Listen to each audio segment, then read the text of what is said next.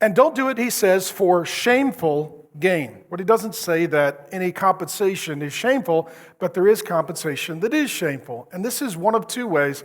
And I'll use a case study. So there was someone who was part of Jesus' ministry that Peter knew very intimately, and he ended very painfully. What was his name? Judas Iscariot. He would be the classic case study of shameful gain. And it is in two ways. Number one, not only did he receive the salary that was due him, he stole more.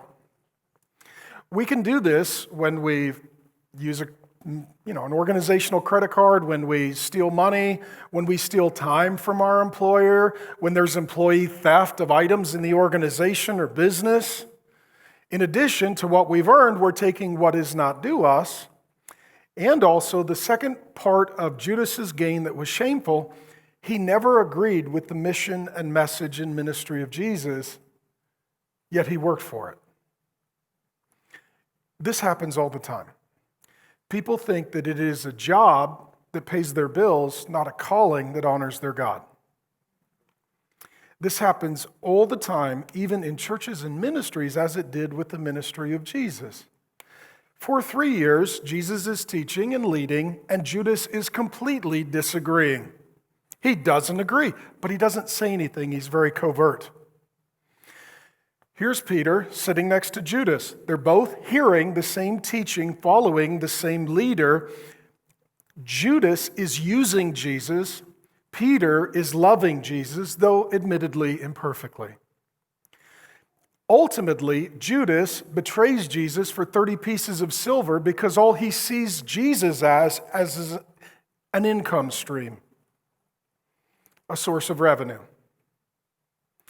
If you can't agree with the organization, don't take a salary. It's why I don't work for Planned Parenthood. Don't be covert if you don't agree. Be overt and go somewhere where you can agree.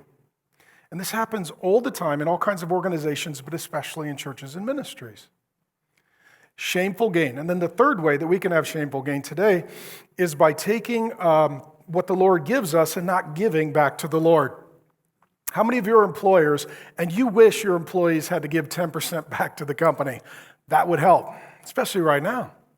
Church is the only place where we expect those who are serving to also be giving, And I just want to publicly thank the Lord. When we started this church, we were in a position God provided for us that for the first 18 months, I served as an unpaid volunteer.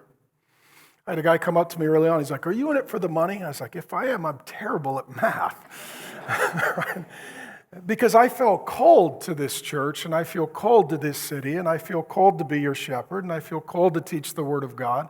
And God provided so that I could do so, and I'm very, very grateful to that, and I want to publicly honor and thank Him. And what he's talking about here is that sometimes it's a heart check what the ultimate motivation is, because Jesus says you can't love God and money. You will love one and hate the other.